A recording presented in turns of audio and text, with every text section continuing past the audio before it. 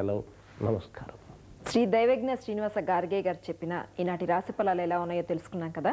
ఇప్పుడు planetary society founder secretary Shri Raghunandan Kumar గారిని కలుసుకుందాం. నమస్కారం అండి. నమస్కారం అండి. రఘునందన్ కుమార్ గారు, ఈ ప్లానెటరీ సొసైటీని అసలు ఎందుకు స్థాపించడం జరిగిందండి?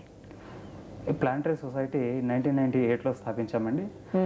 1998లో ప్రజలలో ఈ యొక్క ఖగోళ శాస్త్రం గురించి అవగాహన తీసుకురావడానికి మేము ప్రయత్నంలో ఇది స్థాపించాము. అదే క్రమంలో ఎన్నో యాక్టివిటీస్ మేము చేయడం జరిగింది.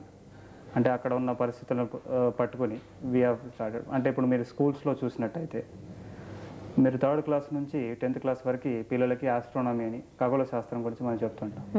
కాకపోతే చాలా వరకు మనం చూసింది ఏంటంటే టీచర్స్కే అసలు ఈ ఖగోళ శాస్త్రం మీద సరైన అవగాహన లేదు. ఎందుకంటే వాళ్ళు చదువుకున్నప్పుడు కూడా ఆ ఖగోళ శాస్త్రానికి సంబంధించిన టెలిస్కోపులు కానివ్వండి, ఆ ప్లానెట్స్ లొకేషన్ కానివ్వండి, ఇవన్నీ కూడా వాళ్ళకి ఎప్పుడు చెప్పు ఉండదు. అయితే అదే విద్యని పిల్లలకి వాళ్ళు ఇవ్వడం జరుగుతుంది.